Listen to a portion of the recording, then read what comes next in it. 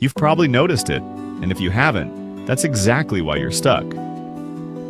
She looks at him differently, not because he's the tallest, richest, or most handsome man in the room, but because other women look at him with recognition. Respect. Like he's carrying a currency you've never been told how to earn. Like he's carrying a currency you've never been told how to earn. She thanks you and then walks away with the guy who barely looked at her. You go home with a knot in your chest, replaying every moment, promising to be better next time. And respect is not given. It's negotiated through who you are, how you move, and what you're willing to walk away from. Women read the room. They read how other women respond to you. They're not just choosing a man, they're choosing a story. If I stand next to him, what does that say about me? Am I safe? Will I be proud? Do other women see what I see? Respect answers those questions before you speak. Let me tell you about Mark. Mid-30s. Engineer. Quiet, steady, reliable. He was with Emily for 4 years. In year 1, she looked at him like he was a discovery. In year 4, she looked through him like a window. He was the guy who solved every problem and carried every bag. What he never carried was stance. When Emily's friends tested him with sarcasm, he laughed it off. When plans were vague, he said, "Whatever you want." When boundaries were crossed by her ex texting just as friends, he swallowed it to avoid drama. Emily didn't cheat, she just drifted. Months later, she confessed, "I wanted you to be the kind of man other women see as a leader. I wanted to be proud to stand next to you." She wasn't asking for dominance. She was asking for direction. Now, I'm not here to preach alpha nonsense. Real life is more precise than slogans. The psychology is simple.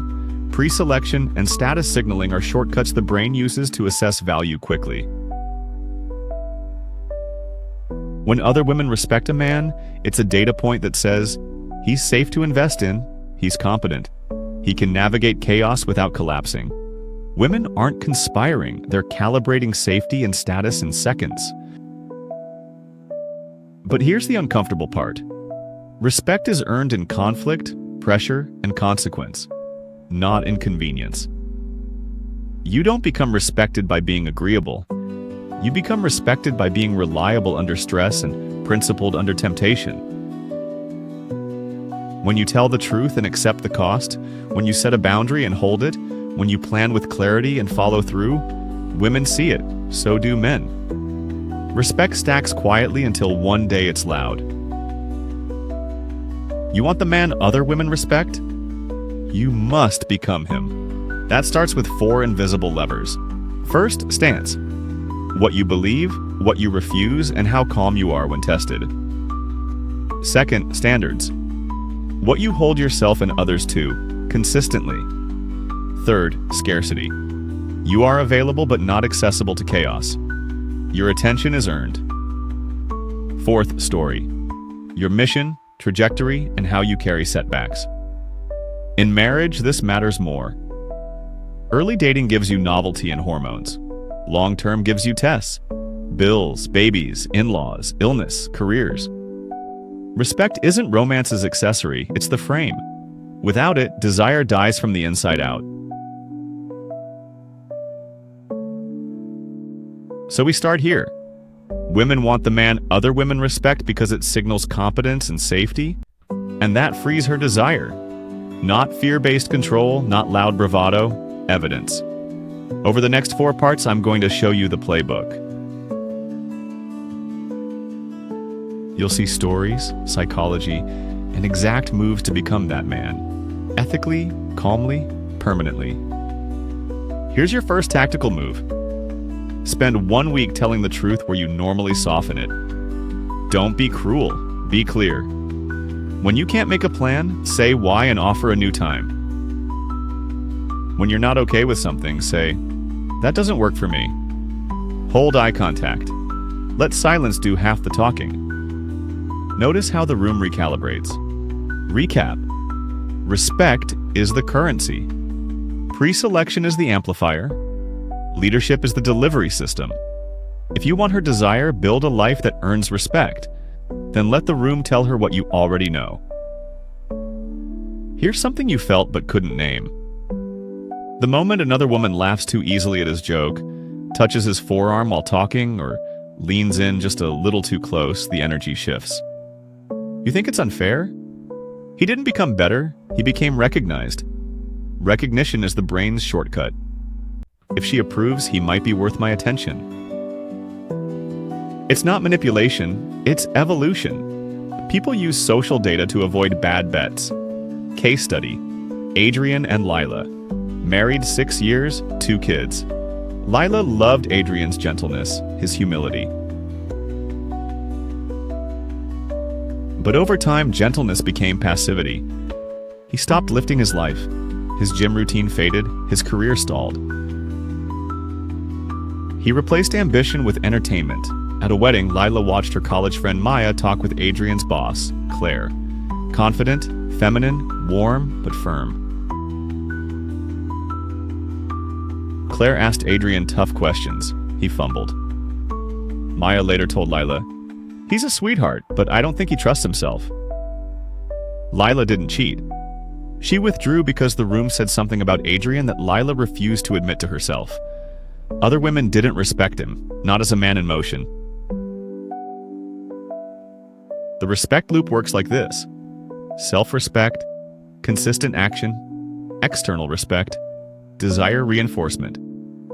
Each feeds the next. When you act from your standards, your body changes. Posture, tone, calm eye contact. People feel it. Other women notice, not because you brag, but because your life tells the story for you. Then your partner senses it and her desire rekindles, not out of jealousy, but relief. He's leading his life. I can soften. Let's unpack the psychology. First, competence heuristics. We assume people who handle complexity well in one domain can handle it elsewhere. If you lead a team decisively yet respectfully, people infer you can lead in a crisis. Second, costly signaling. You demonstrate value by accepting short-term loss for long-term integrity, saying no to a flirtatious message, turning down a quick dopamine hit to focus on your mission. Third, attachment safety. When your nervous system is steady under stress, the feminine can relax. Safety breeds attraction. Tactical playbook. Phase 1. Rebuild competence and presence daily. Physical standard, 45 minutes of deliberate training, strength-focused. Your body signals your discipline before your words do.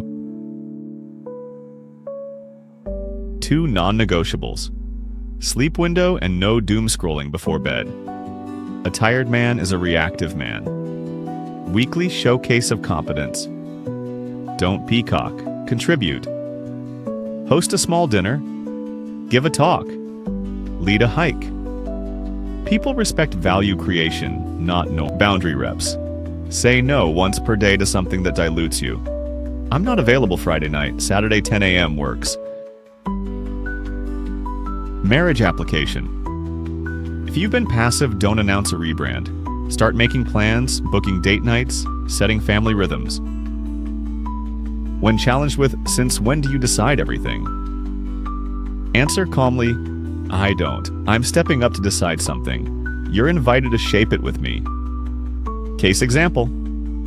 After months of drift, Adrian told Lila, "I miss us. I'm not proud of how I've shown up. I'm changing my hours and I'm training again. Friday I've booked a sitter and planned something. If you don't like it, tell me and I'll adjust, but I'm going to lead." Lila didn't melt on the spot, but her eyes softened. 2 months later at a barbecue, other women noticed Adrian's posture, his easy laugh, the way he played with his kids and then handled a tense neighbor firmly but kindly. The room updated its opinion, so did Lila. Recap. Social proof isn't trickery, it's the echo of your standards. Preselection amplifies what's already true. If you want respect in the room, build a life that deserves it and let the room do what it does best. Notice. If you've ever felt cornered in a conversation with a woman, accused, guilt-tripped, or pushed past your limits, you probably responded with either anger or appeasement. Both lose respect. Respect grows where calm authority lives. Calm authority says, I know who I am, I know what I'm building, and I won't trade my standards for approval. Story: Jason and Sarah engaged.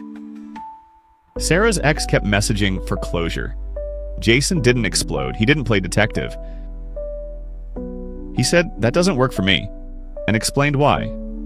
We're building trust. If you want a future with me, there's no space for lingering intimacy with an ex. Note the structure: boundary, reason, choice. He didn't threaten, he invited alignment. Sarah blocked the ex. Not because she was forced, because Jason's standard was clear, mature, and grounded in a shared future. Psychology: boundary clarity signals high self-respect and low need for external validation. It frameworks the relationship. This is how we do things here. Women test not to destroy you, but to measure your solidity. If your story changes under pressure, you're not a safe leader. If you hold frame with warmth, you're chosen again. Tactical Playbook, Phase 2, the Boundary Toolkit. The doesn't work for me line. It's simple, not dramatic. Use it on schedules, disrespect, flaking, or digital boundaries. Time-locked conversations. I have 20 minutes now, let's focus on the core. Respect your time, others will too. Escalation ladder. 1. Name the issue.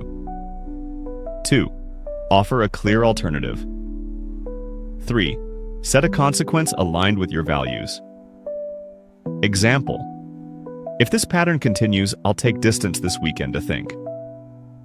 Follow through. Public composure. If conflict flares in public, lower your voice.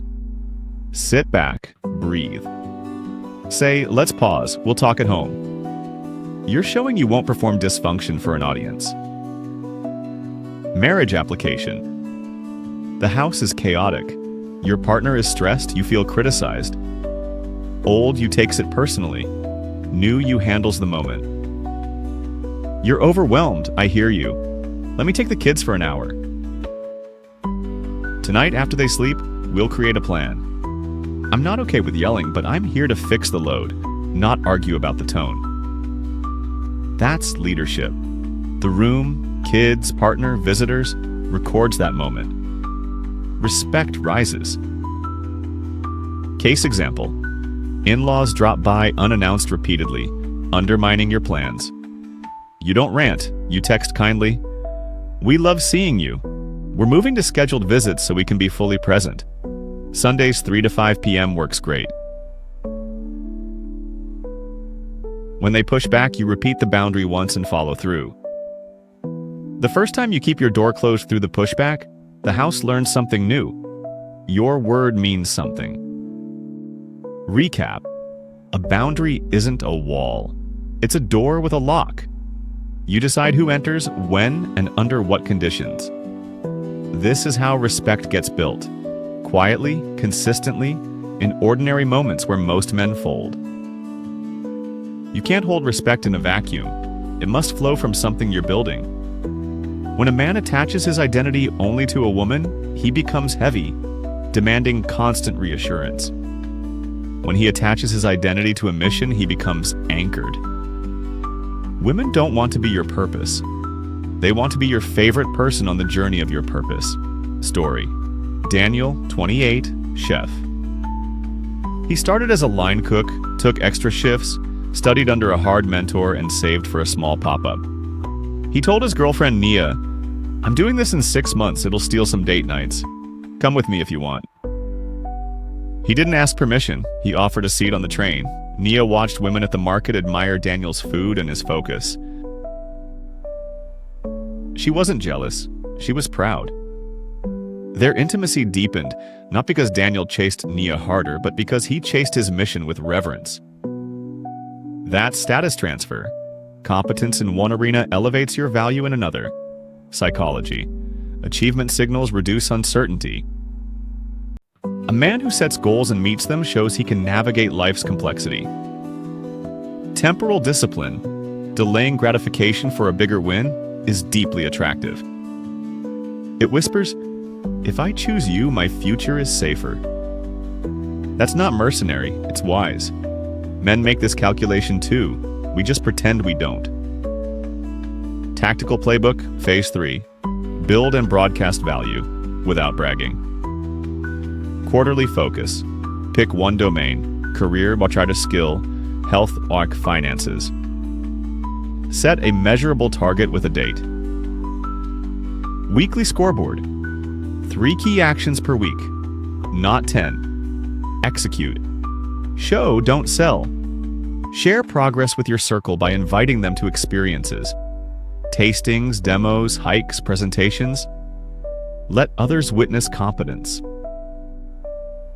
Public integrity. Credit your team. Own your mistakes. A man who can say, "I messed that up, here's the fix," becomes magnetic because he's rare. Marriage application. If you're drifting, lead a family vision night quarterly. Whiteboard finances, travel, education, and home projects. Assign roles, put dates on the board.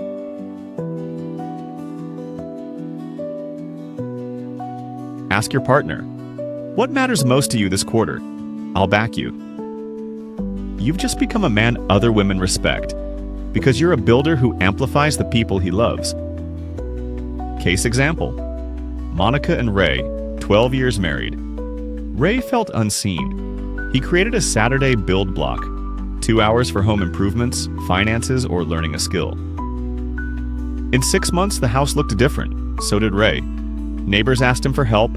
Monica's friends noticed. Respect rose not from noise, but from visible outcomes. Recap. Mission is the engine. Competence is the fuel. Showcase is the road. When you drive that car with humility and firmness, the world, women included, signals back, "We see you." Here's the final truth. Respect lights the match. Maintenance keeps the fire. Keeping desire alive is about rhythms, not heroics. Small daily practices prevent large disasters. Story, Evan and Priya, year 3. Attraction was fading. Evan thought gifts would fix it. They didn't. He learned a better rhythm. Weekly date with novelty, new place, new food, daily micro-connection, a 10-second hug, a midday voice note, and monthly reset, check-ins on goals, money, intimacy. Priya didn't want grand gestures. She wanted consistent leadership that kept the relationship alive. Soon, other women started complimenting Priya on how Evan made time for her. Priya's desire rose because her friends respected the partnership she chose. That's social proof. Inside marriage, working for you. Psychology. Predictable investment with occasional surprise keeps dopamine and safety in balance.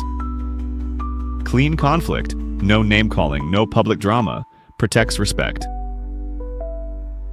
Erotic polarity, you lead with clarity, she relaxes with trust, keeps desire. None of this requires perfection. It requires returning quickly after you falter. Tactical Playbook. Phase 4. Keep the spark through respect rituals. One weekly date you plan end to end. One shared physical challenge. Hike, class, dance. One act of service that removes stress. Communication frame. What's the one thing I can do this week to make you feel more supported? Then do it. Polarity practice. Lead proposals. Friday, I'm taking you here. Dress warm, casual. Resource the date. Decide the when, where. Reputation guardrails. No public complaints about your partner. If you need counsel, go to a trusted mentor, not a group chat. You're guarding the brand of your relationship. This affects how others respect you both. Final marriage example. If desire has dipped to embers, don't beg or threaten. Start with you. Rebuild health, order the home, set plans, initiate affection without pressure. Then say, I'm choosing to rebuild us. You'll see it in my actions. I'd love you to meet me here.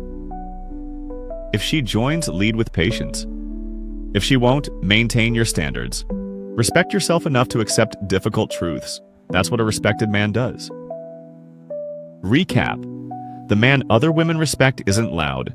He's consistently capable, calm, and committed to a mission bigger than approval. Women want that man because he makes their world safer, richer, and more alive.